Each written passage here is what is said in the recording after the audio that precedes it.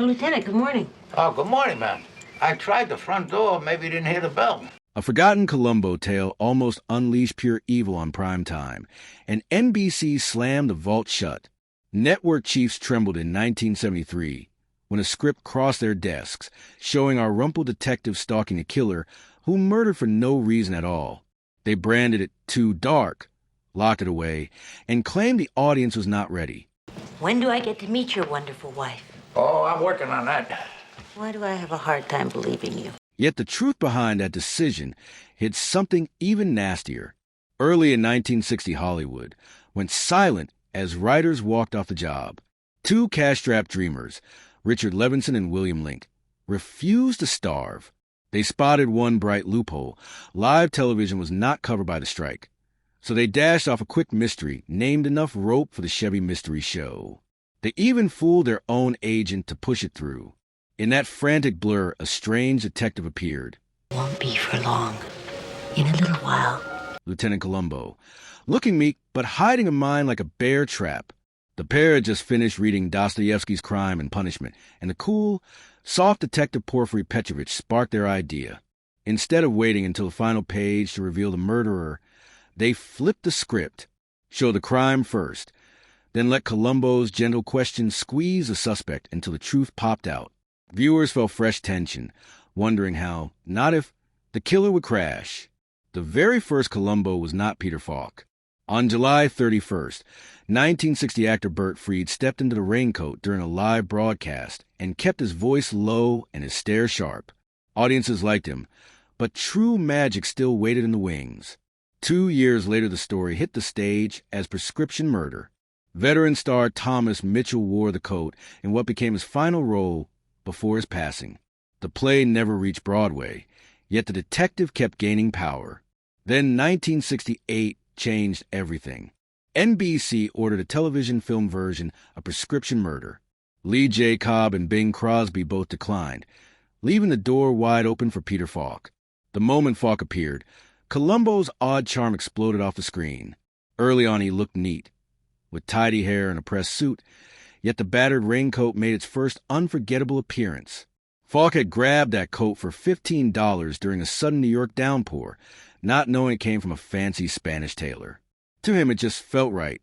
He soon brought his own shoes, suits, even that clunky Peugeot, making the detective feel gritty and real. Falk loved mind games. He improvised, fumbled for pencils, and pulled a grocery list when actors expected ironclad evidence.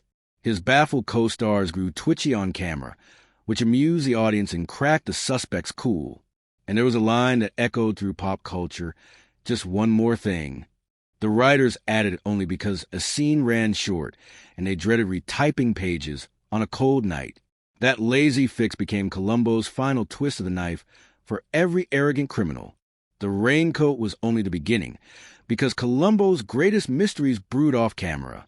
Nobody ever learned the detective's first name, and that secret became its own legend. Sharp-eyed fans occasionally spotted the badge hinting Frank Columbo, but creators insisted they never pinned him with a given name. Trivia author Fred Worth once invented Philip Columbo to snare copycats, and a best-selling quiz game printed it, sparking a lawsuit he eventually lost. But the behind-the-scenes drama kept heating up. Each episode needed a dazzling guest villain. Casting teams weighed giants such as Orson Welles and Peter Sellers. Sellers asked for a fortune, so the plan fizzled. Peter Falk even vetoed Danny Kaye without sharing the reason, proving he guarded the show's soul. When NBC developed a weekly run in 1971, executives panicked again. Television rules claimed heroes must appear in the first minutes, or viewers would click away.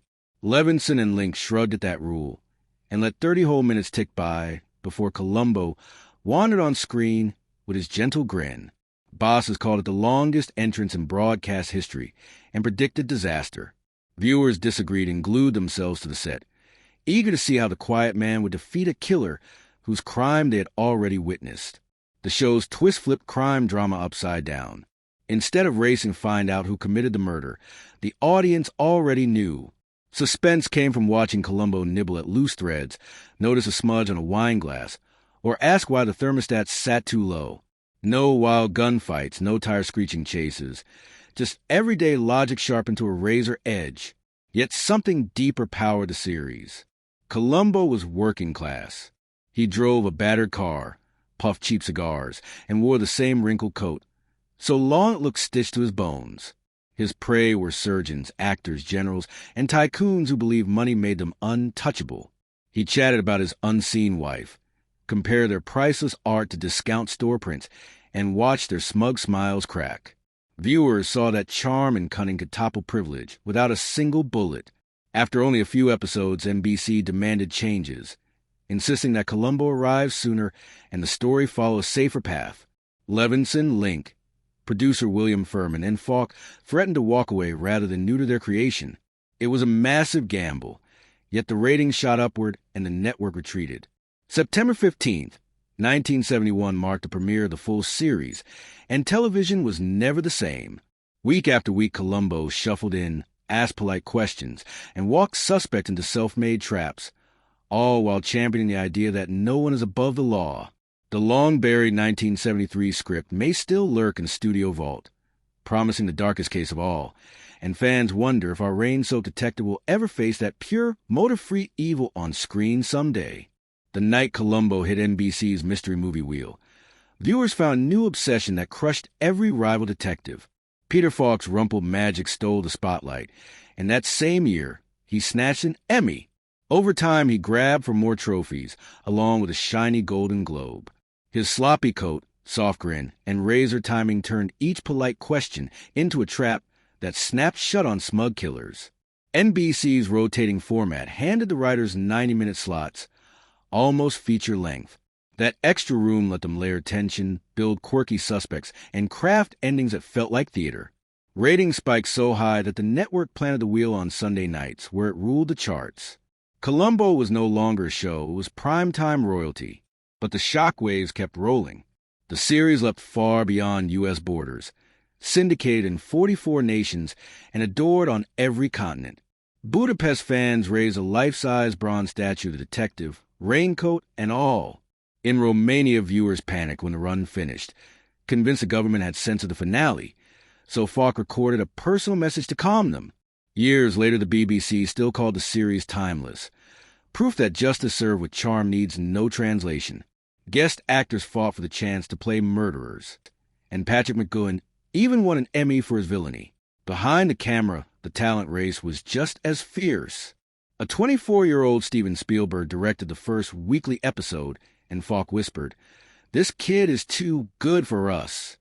The prophecy proved true when Spielberg rocketed to cinema stardom. Then the summer of 1973 delivered a twist no one saw coming.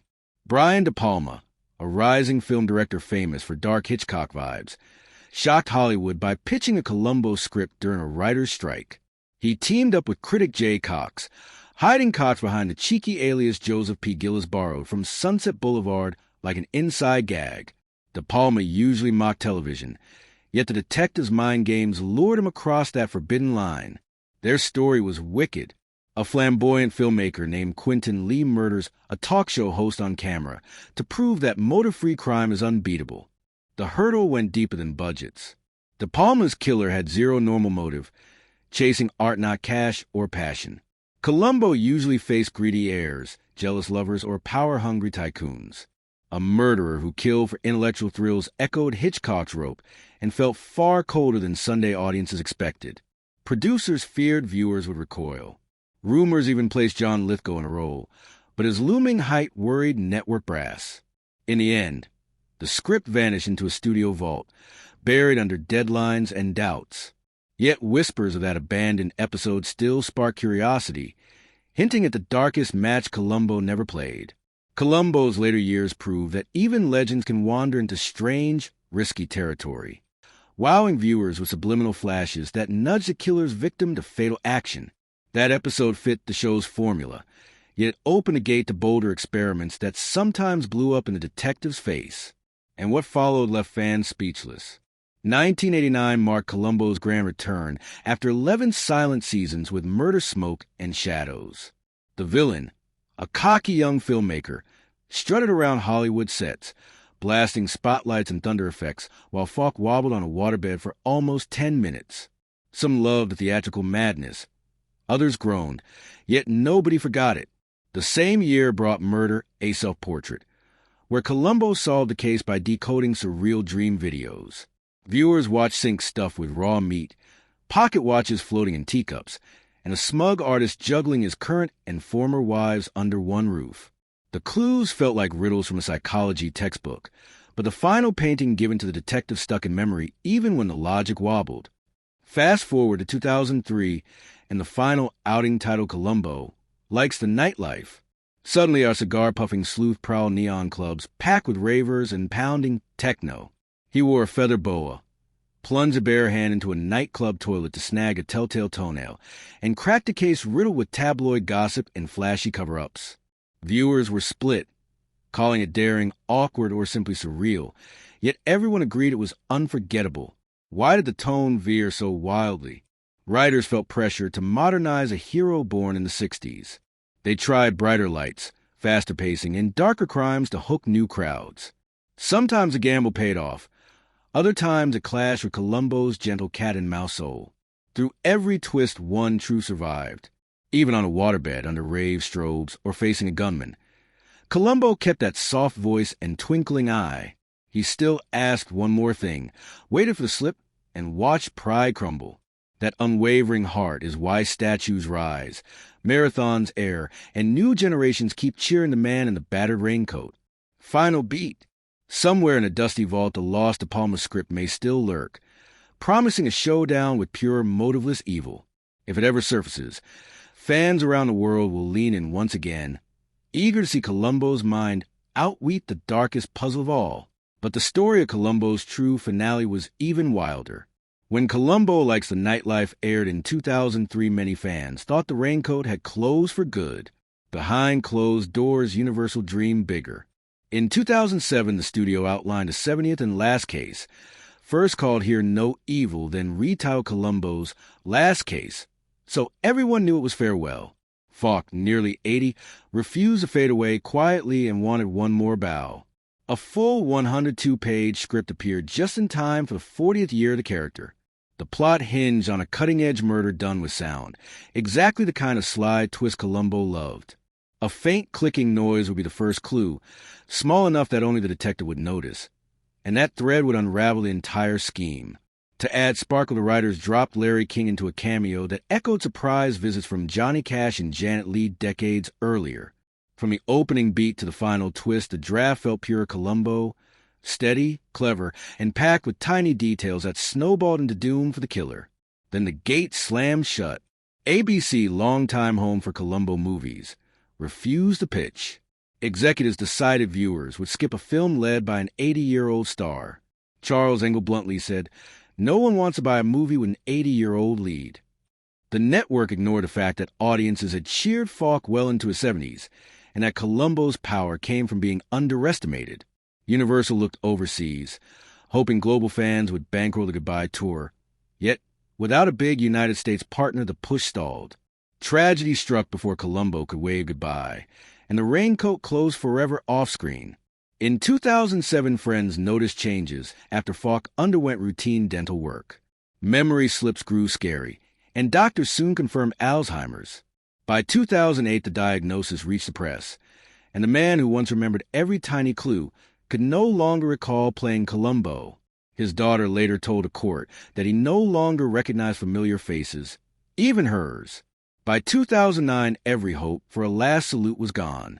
The lovingly crafted script gathered dust, and on a June night in 2011, Falk passed at 83 due to pneumonia worsened by Alzheimer's.